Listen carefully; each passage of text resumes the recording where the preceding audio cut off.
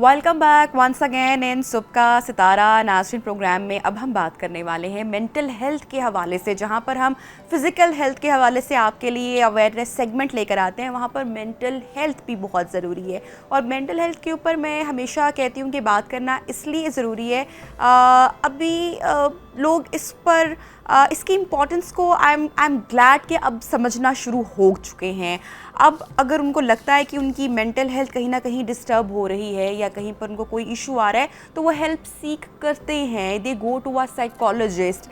लेकिन अभी भी एक कहते हैं कि हमें एक बहुत बड़ा नंबर ऐसा है हमारे यहाँ अभी भी, अगर आप स्पेशली चले जाएं देही इलाकों में जहाँ पर इतनी एजुकेशन नहीं है, तो वहाँ पर लोगों को बहुत ज़्यादा मेंटल हेल्थ के इश्यूज़ हैं और वो इसको समझते भी नहीं हैं। तो इस तरह के प्रोग्राम्स हम लेकर आते हैं ताकि सोशल मीडिया पे ये आवाज़ जहाँ तक पहुँच सकती है, जितनी हम अवेयरनेस इस हवाले से उसमें कंट्रीब्यूट कर सकते हैं उतना हम कर सकें। तो आज प्रोग्राम में सेगमेंट में हम बात करेंगे एक डिसऑर्डर जिसको मूड डिसऑर्डर भी कहा जाता है, जिसका नाम है बाइपोलर, जिसमें किसी भी शख्स के दो एक्सट्रीम मूड हो जाते हैं। या तो वो कभी बहुत खुश होता है, बहुत अच्छे मिजाज में होता है, और कभी कभी वो बहुत लो हो जाता है, बहुत डाउन हो जाता है, जिसकी दूसरी टाइप काइंड ऑफ डिप्रेशन होती है। हमारे जो एक्सपर्ट हैं वो इसके ऊपर मज़ीद रोशनी डालेंगे, क्योंकि हमने हमेशा यही जाना है, सुना है कि ये बेसिकली जेनेटिकली होता है। लेकिन क्या एक नॉर्मल शख्स भी बाइपोलर का शिकार हो सकता है, कैसे, क्यों और इसका ट्रीटमेंट क्या है, इन सब बातों को आज इस सेगमेंट में कवर करने की कोशिश करेंगे। हमारे साथ इन कॉन्वर्सेशन है क्लिनिकल थेरेपिस्ट जहां Aara Rana, she is a member American psychologist association. अस्सलाम वालेकुम and a very good morning, कैसी हैं आप? आई एम गुड, आप कैसी हैं? मैं बिल्कुल ठीक ठाक हूँ। अच्छा, सबसे पहले तो हमारे देखने वालों को कि बाइपोलर डिसऑर्डर एक्चुअली है क्या? अच्छा, बाइपोलर डिसऑर्डर जैसे नाम से है ना, इट्स अ बाइपोल, यानी दो पोल्स हैं साथ साथ चल रहे होते हैं। एक पोल में जिसे हम कहते हैं, यानी कि एक्सपर्ट अगर लैंग्वेज में मैं बात करूं तो उसमें हम कहते हैं कि मैनिया में होते हैं आप ना। मैनिया एक ऐसी स्टेट होती है जिसमें जो पेशेंट है वो हाई पे चल रहा होता है, excessive buying, excessive decisions, intense decisions, उसके एग्रेशन भी हो सकती है, एजिटेशन हो सकती है, इन्वेस्टमेंट्स हो सकती हैं, मल्टीपल बिजनेस हो सकते हैं, एक से दूसरी शादी हो सकती है, दूसरी से एट टाइम तीसरी भी हो सकती है। एब्रप्ट डिसीजंस होते हैं, शादी जितनी जल्दी होती हैं उतनी जल्दी ख़त्म भी हो जाती हैं और दूसरी तीसरी उससे जल्दी प्लान भी हो जाती है। इसी तरह बिज़नेस में, इसी तरह सोशलाइजेशन बहुत ज़्यादा हो जाती है, पार्टी टाइम होता है, हाई एनर्जीज़ के साथ होता है। तो ये एक पोल होता है। दूसरा पोल जो है वो एक्सट्रीम ऑपोजिट होता है, जो जिसे हम कहते हैं कि दैट्स अ लोएस्ट साइड ना, जिसमें डिप्रेशन होता है। और डिप्रेशन में ऑब्वियसली सारी चीज़ें ऑपोजिट होती हैं। उसमें पेशेंट जो है वो आइसोलेशन में चला जाता है, लो एनर्जीज़ के साथ होता है, डिसकनेक्शन आ जाती है, रिलेशनशिप्स के इश्यूज़ आते हैं, ब्लेम गेम आती है, इग्रेशन, एजिटेशन इसमें भी हो सकती है, नेगेटिव थॉट्स होती हैं, सुसाइडल आइडिएशन होती है, at time harmful to others हो सकते हैं, at time harmful to themselves, self harm के इश्यूज़ आते हैं, रियलिटी से एट टाइम डिस्कनेक्ट हो जाते हैं। अगर ना ट्रीट हो तो फिर साइकोसिस ट्रिगर हो सकता है, जो कि अनदर डिजीज़। और ये जो बाइपोल्स हैं इसको हम बाइपोलर डिसऑर्डर कहते हैं। ठीक है डॉक्टर जहारा, मुझे ये बताइएगा कि अगर आपकी फैमिली में जीन्स में है, जेनेटिकली ये ट्रांसफ़र होता है, और कोई आपकी फैमिली में कि आपकी खाला, फूफो या पेरेंट्स में या कोई भी अंकल आंटी जिसको जो कि इसका शिकार है, तो चांसेस फैमिली में बढ़ जाते हैं कि जो बच्चे हैं या जो यंगस्टर्स हैं ये आगे ट्रांसफ़र होगा, या ये किसको ट्रिगर करता है और किस पॉइंट पे ट्रिगर करता है, क्यों होगा किसी को, इसके कोई रीजंस होते हैं? दैट्स वेरी इंपॉर्टेंट क्वेश्चन नबिया। एक्चुअली हम सबके अंदर हर बीमारी का एक कोड मौजूद है, जीन मौजूद है, जो कि ट्रांसफ़र ही होता है, जनरेशन टू जनरेशन आ रहा होता है।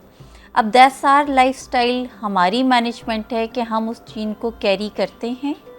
वो जीन कब डीकोड होता है, वो जीन डीकोड होता है या नहीं होता, ये अब इन्वायरमेंट, हमारी मैनेजमेंट, हमारा लाइफस्टाइल डिसाइड करेगा। जैसे एक ही माँ बाप जिन दोनों को डायबिटीज़ होगी तो उनके 4 बच्चों में से किसी एक को वो कैरी करेगा, बाकी 3 बिल्कुल ठीक होंगे। वो जो एक कैरी करेगा, अब उसके मल्टीपल फैक्टर्स हो सकते हैं। जैसे इन्वायरमेंटल फैक्टर हो सकता है, साइकोलॉजिकल फैक्टर में स्ट्रेस हो सकता है, लाइफस्टाइल में पुअर लाइफस्टाइल हो सकता है, पुअर डाइटरी हैबिट्स हो सकती हैं, और वो जीन जो है वो ट्रिगर होता है और डीकोड हो जाता है। आइडियल इन्वायरमेंट मिलता है उस जीन को नरिश होने के लिए, सो वो नरिश होता है और वो जो भी प्रॉब्लम है वो अपीयर हो जाती है। Every primary chronic progressive diseases have basically a genetic coding. That's why we call primary. Primary का मतलब है कि बुनियादी आपके अंदर मौजूद है। हर बीमारी जिसके साथ प्राइमरी का लफ्ज़ लगता है ना, वो ट्रांसफ़र ही होती है आपके अंदर। क्रॉनिक का मतलब है ये रहेगी, ठीक है। प्रोग्रेसिव है कि ये बढ़ेगी, ठीक, और आगे फेटल भी होती है, यानी जानलेवा हो सकती हैं if you will not manage, ठीक। तो बहुत सारे लोग जो सुसाइडल हो जाते हैं बेसिकली किसी ना किसी मेंटल हेल्थ के इशू से वो गुजर रहे होते हैं तभी लड़से के लिए, और उसका एंड रिजल्ट सुसाइड हो जाता है। देखें, वो जो सुसाइडल आइडिएशन है ना, बेसिकली ये एक स्टेट ऑफ माइंड होती है, रिस्पांस होता है, रिएक्शन होता है, जिसके पीछे कुछ भी हो सकता है। इसके पीछे यूजुअली साइकेट्रिक इलनेसेस होती हैं, जैसे शिज़ोइड होते हैं, बाइपोलर के साइकोसिस में होते हैं, एक्सट्रीम पे चल रहे होते हैं, एक्सट्रीम लो पे चल रहे होते हैं।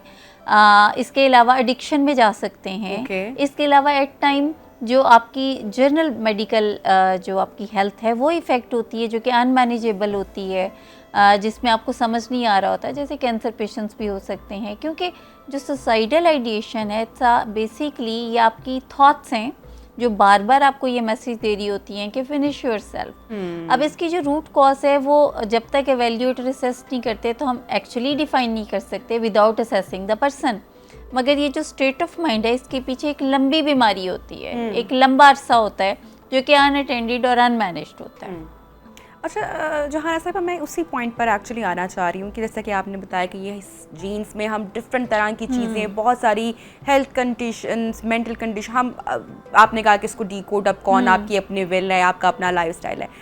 अब हमारी जनरेशन के लोग मेंटल हेल्थ को समझते हैं काफ़ी हद तक, हम जानते हैं बहुत सारी जो मेंटल डिजीज़ हैं, जो डिसऑर्डर हैं, जो इन चीज़ों को पढ़ते हैं कि नहीं ये एक प्रॉपर एक ऐसी चीज़ है, एक ऐसा मसला है जिसके लिए प्रॉपर हेल्थ रिक्वायर है, जैसे कि आपके जिस्म के किसी और अज़ा की बीमारी होती है, अगर आपको कोई डिसऑर्डर है खुदा ना खास्ता तो आपको यू नीड हेल्प। अब हमारी जैसे जनरेशन के लोग जो कि समझते हैं कि हमारे पेरेंट्स को या ग्रैंड पेरेंट्स में या इस तरह से एक डिज़ीज़ रही, या वालिदा डिप्रेशन का शिकार रही, या किसी को स्किज़ोफ्रेनिया रहा, हम अपनी आने वाली जनरेशन को उससे, अब एक चीज़ चलती तो आ रही है फैमिली में, कैसे बचा सकते हैं, वो कौन से ट्रिगर्स हो सकते हैं, हम अपने बच्चों की मेंटल हेल्थ का किस तरीके से ख्याल रख सकते हैं, क्योंकि आज से पहली जनरेशन इन चीज़ों को उतना नहीं समझती थी जितना कि आज की जनरेशन समझती है। तो हम अपने आने वाली जनरेशन को, अपने बच्चों को कैसे मेंटली उतना स्ट्रॉन्ग कर सकते हैं? अच्छा देखिए, जैसे फ़िज़िकल हेल्थ की इश्यूज़ हैं, डायबिटीज़, हार्ट, कैंसर, बाकी चीज़ें जो हैं, तो उसके बारे में अब काफ़ी एक्सेप्टेंस आ गई है। अब लोग, आपने अक्सर बात करते सुना होगा ना, मैंने मीठा नहीं खाना, या मैंने नमक नहीं खाना, या मैं अपने वेट पे काम कर रहा हूँ, या मैंने वॉक एक्सरसाइज। तो इससे क्या मतलब हुआ कि अब लोगों में इस बारे में बड़ी अवेयरनेस है। फॉर्चुनेटली मेंटल हेल्थ के बारे में भी अब लोग, जैसे आपने कहा ना, बातचीत करते नज़र आते हैं। अब एक वो लोग हैं जो कि generally they are very taking care of their mental health. एक वो टाइप है जिसकी फैमिली में एक चीज़ रन कर रही है, यानी पेरेंट्स में से कोई डिप्रेसिव है, या शिज़ोइड पर्सनैलिटी है, या बाइपोलर के हैं। अब दे आर मोर वल्नरेबल, वो किसी भी लाइफ के मौके पे आके ट्रिगर हो सकता है, ठीक। और अब वो ट्रिगर जब होगा तो ये बड़ी बात नहीं है कि ट्रिगर क्यों हुआ, बड़ी बात ये है कि आपको मैनेज करना आता है या नहीं आता। आपको प्रायोरिटी सेट की हैं कि बेसिकली अगर कभी मेरे मूड्स के इश्यूज आते हैं तो मूड्स के इश्यूज जो हैं, it is not something very usual and it's, ठीक है, ये तो एक स्टाइल है ना, गुस्सा जैसे मर्द की शान होता है, तो शान दा भी एक लिमिट होनी चाहिए ना, शानदार भी होना चाहिए उसको, ये ना हो कि उस शान में उसकी पर्सनैलिटी की बहुत पीछे रह जाए और वो एक क्रॉनिक इलनेस का शिकार हो जाए। तो इसी तरीके से जब आप अवेयरनेस आपको आना शुरू होती है तो फिर आप नींद भी पूरी करते हैं। जैसे बाइपोलर का आपने अभी बात की थी, तो देखिए ट्रिगर जो होते हैं उनकी कोई एक सर्टन रीजंस होती हैं। अगर एक पेशेंट जिसकी जीन्स में है, फैमिली में बीमारी है और उसका लाइफस्टाइल ही पुअर है, यानी रात जागने में गुजर जाती है और फिर वो दिन उसका सोने में जाता है, डाइटरी हैबिट्स उसकी बहुत पुअर हैं, यानी उसमें हेल्दी डाइट बिल्कुल भी नहीं है, जंक है, प्रोसेस फूड है उसका, बहुत ज़्यादा कैफीन की इनटेक है, जैसे कॉफ़ी की 2-4 कप उसके दिन में हो जाते हैं, चाय के कप्स हो जाते हैं, और उसके बाद कोई वॉक एक्सरसाइज नहीं है। सही। इमोशनल रेगुलेशन है ही नहीं। इमोशनल रेगुलेशन में कि उसकी अपने उसे बिल्कुल नहीं पता कि कहाँ पे मैंने खुद को खुश करना है, मैंने कैसे कहाँ पे राइट शेयरिंग करनी है, फीलिंग्स को कहाँ पे असेस एवेल्यूएट करना है, अपनी फीलिंग्स को मैंने कितनी इंपॉर्टेंस देनी है। कभी भी गुड फीलिंग ना खुद को देना, नेगेटिव रहना। आपको बातचीत से अंदाज़ा होगा कि मैं why I am so negative, मेरी अप्रोच इतनी नेगेटिव क्यों है। अब ये वो बड़े मेन 4-5 से पॉइंट हैं कि अगर ये आपकी लाइफ में ये चीज़ें ज़्यादा हैं तो फिर आप तैयार रहें कि किसी भी मौके पे आके वो जो जीन है वो ट्रिगर हो जाएगी और वो डीकोड हो जाएगी और फिर आपके मूड्स के मसाइल आना शुरू होंगे। और मूड्स के मसाइल भी एक अब्रप्ट नहीं आते इसी तरीके से कि एक दिन आप मैनिक हैं और दूसरे दिन आप डिप्रेसिव हैं। अच्छा, कई दिन स्लोली आपके डिसीजंस बिल्कुल। और ये कंडीशन जो एक है, अगर फॉर एग्जांपल आप मैनिक हैं या जब आप डिप्रेशन फेज में जा रहे हैं तो वो दिनों महीनों की कंडीशन होगी। बिल्कुल महीनों की होती है। कई लोग कई मैंने ऐसे पेशेंट्स देखे हैं जो कई महीना साल तक डिप्रेशन में हैं। और डिप्रेशन में बेसिकली वो जो उनके जहाँ पे उनके साथ ज़्यादती भी हो जाती है कि वो जो डिप्रेसिव सिम्टम्स हैं उनकी फैमिली को सिर्फ वो नज़र आ रही होती हैं। और अगर उनसे बात करें हिस्ट्री ले तो वो करंट सिम्टम्स बता रहे होते हैं। जो सिम्टोमेटिक ट्रीटमेंट जब हम करते हैं पूरी हिस्ट्री में अगर आप उनकी जाएँ एवेल्यूएट करें तो पीछे कहीं बहुत मैनिक एपिसोड्स भी रह चुकी होती हैं और ये उसके एक्सट्रीम पे होती हैं। और इसके अंदर फिर ऑब्वियसली ऐसे पेशेंट को आप कॉमन सेंस से ऑपरेट नहीं कर सकते हैं। जैसे किसी भी डिज़ीज़ को कॉमन सेंस से नहीं ऑपरेट करते, यानी डायबिटीज़ को कॉमन सेंस से ऑपरेट नहीं कर सकते, हार्ट डिजीज़ को नहीं कर सकते आप। इसी तरीके से जो डिसऑर्डर्स होते हैं, साइकेट्रिक इलनेसेस होती हैं, वो कॉमन सेंस से ऑपरेट नहीं होती हैं। You need basically scientific approach, you need basically a proper treatment which is defined through different scientific books।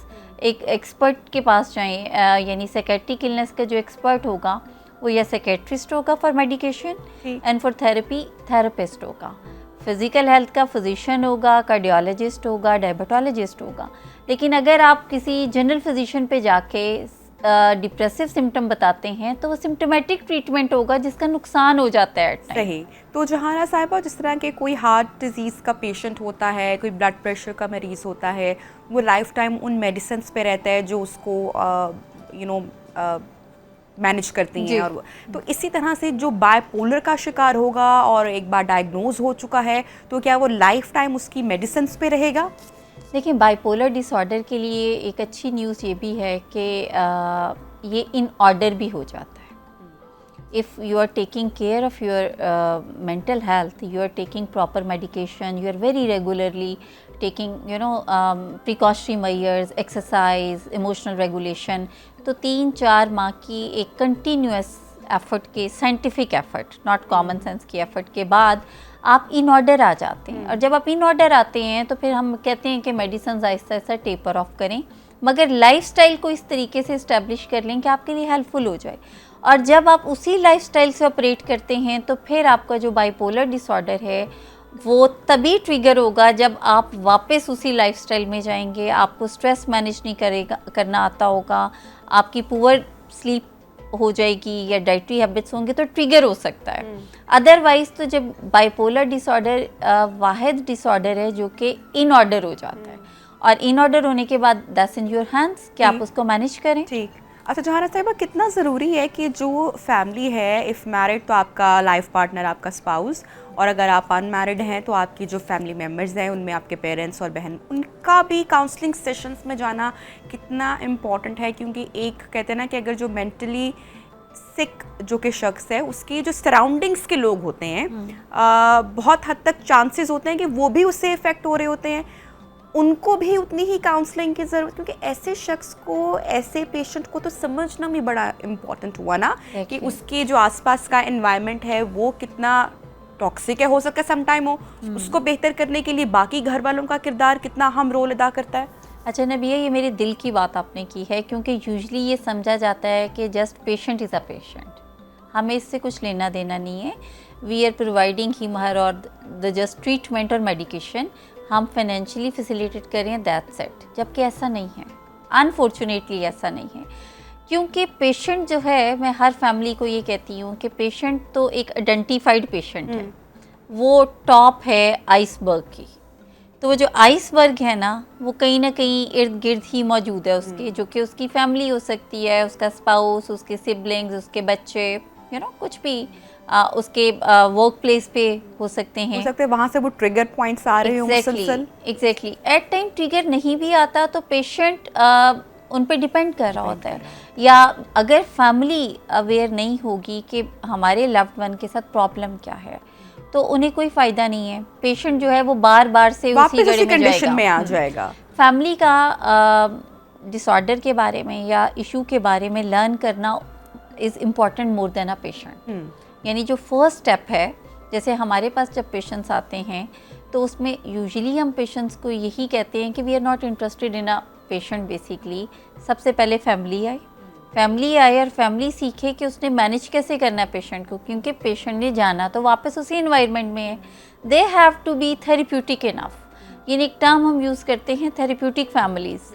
Therapeutic families वो होती हैं जिन्होंने सीख लिया होता है कि इन पेशेंट्स के साथ डील कैसे करना है। And it's for the every disease, every primary chronic disease. Even आप डायबिटीज़ को भी देख लें, डायबिटीज़ भी जो डायबिटिक पेशेंट है, अगर उसने सब सीख लिया कि इंसुलिन कहाँ लगानी, दवाई कब खानी, हाइपो क्या होती है, हाइपर क्या होती है, मैं शुगर पेशेंट हूँ, मगर घर वालों को नहीं पता, तो वो कहीं ना कहीं पे कुछ ना कुछ उसके साथ जरूर मिसयूज होगा। क्योंकि घर में खाने पीने का पैटर्न वही है, लाइफस्टाइल सोने जागने का वही है, वॉक एक्सरसाइज है ही नहीं, दे आर टोटली अनअवेयर। तो वो जो डिजीज है ना वो वापस आ जाएगी। सेम इन साइकियाट्रिक रूट्स तो है ना। Exactly same in psychiatric illness के, जैसे अभी आपने बाइपोलर की बात की है, तो ये फैमिली को बताने की ज़रूरत होती है कि इनके जो मूड्स हैं वो इनके कंट्रोल में नहीं है। They are basically the patients. ये जो इनके मूड का स्विंग है ना, ये मूड स्विंग की बीमारी होती है, जिसमें पेशेंट झूलता है, एक पोल से दूसरे पोल के दरमियान में वो स्विंग करता है।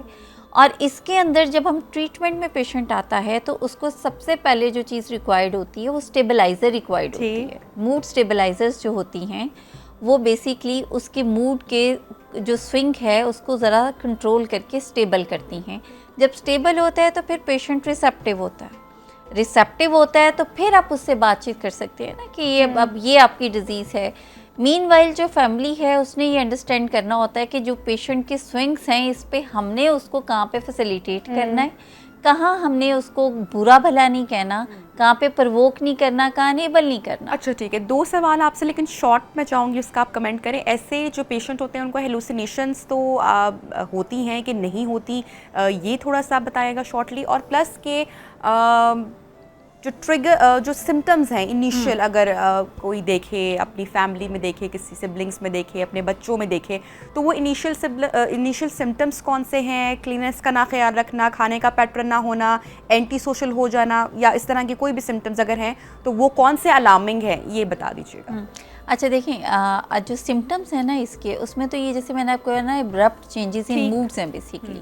क्योंकि आपको लगेगा कि कल पेशेंट एकदम से बड़ा हाई एनर्जीज़ के साथ आता है, और जैसे ही हाई एनर्जीज़ के साथ आता है तो उसके डिसीजंस भी और उसके स्पेंडिंग भी, उसके मूड्स भी, विदाउट नो रीज़न पेशेंट जो होता है वो बड़ा एक्साइटेड, बड़ा हैप्पी, बड़ा जॉली आपको नज़र आएगा। और फिर कुछ ही दिन में आप उसी सेम बंदे को देखेंगी जो विदाउट रीज़न ही बहुत लो एनर्जीज़ के साथ होगा।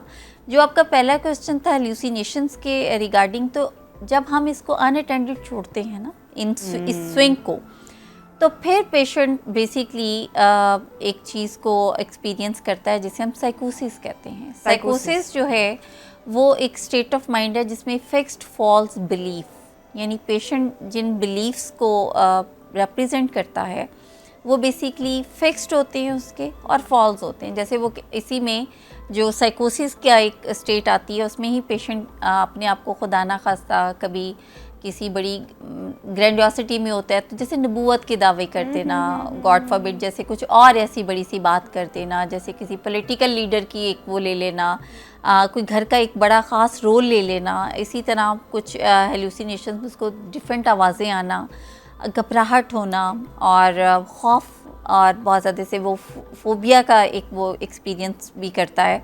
ये तब आती है सिचुएशन जब उसका जो स्विंग है वो ख़ुद उसके कंट्रोल में नहीं रहता, उसके मूड्स उसके कंट्रोल में नहीं रहते हैं। और उसके बाद इसके अंदर क्योंकि इसके जो डिफरेंट कैरेक्टरिस्टिक्स हैं ना, ग्रैंडियोसिटी आती है, जनरॉसिटी आती है, आप को लगता है कि I am the best basically. ऐसे लोग जब बात करेंगे तो उनकी बात नार्सिसिस्टिक होते हैं, अपनी बात मैं से शुरू करके मैं पे ही ख़त्म करते हैं वो लोग, और वो दूसरों को, उनको लगता है कि जो काम हम पैरानोया हो जाता है इसके अंदर, यानी शक वहम, उन्हें लगता है कि हाँ सब मेरे, I am basically a superior one, I am something special, तो people are they are just following me और they just want to harm me, ये मेरे अगेंस्ट हैं। ऐसे लोग जो यूजुअली जो सिम्टम्स आपने पूछे तो घरों में ही ताल्लुकात ख़राब होते हैं। जैसे अगर हस्बैंड है तो वो सबसे पहला जो डाउट उसका वाइफ पे जाएगा कि पॉइजन है या खाना पीना मेरे में मिलाती है, या अगर कोई भाई बहन है तो जायदाद के लिए, तो इस तरीके से भी ये फिर इस तरह की डिस्कशंस होना शुरू हो जाती हैं घर में। बहुत शुक्रिया जहारा साहिबा हमारे साथ इन कॉन्वर्सेशन थी। अगर आप कोई भी खुदा ना खास्ता इन सिम्टम्स का इन्होंने जिक्र किया, अगर आप अपनी फैमिली में किसी को देखते हैं तो बजाय कि उस पर शर्म महसूस करने के, लोगों से छुपाने के, आपको चाहिए कि अगर आप चाहते हैं अपने प्यारे को हेल्दी देखना तो आप फौरी तौर पर किसी थेरेपिस्ट के पास जाएँ, किसी साइकियाट्रिस्ट साइकोलॉजिस्ट के पास जाएँ। अगर आप चाहते हैं कि वो एक नॉर्मल लाइफ ले तो उसको हेल्प करना बेहद ज़रूरी है। यूजुअली पहले ऐसे होता था, आज भी होता है कि ऐसे सिम्टम्स, ऐसे घर के लोगों को जो कि पेशेंट होते हैं जिनमें सिम्टम्स पाए जाते हैं, उनको लोगों से छुपाया जाता है, उनकी लाइफ को मज़ीद एंटी सोशल कर दिया जाता है। खुदा ऐसा जुल्म मत करें, बल्कि अपने प्यारों की हेल्प करें एक नॉर्मल लाइफ गुजारने के लिए। प्रोग्राम में टाइम ख़त्म हो रहा है, ब्रेक की जानिब जा रहे हैं। ब्रेक के बाद आपको दोबारा ज्वाइन करेंगे। Stay with us.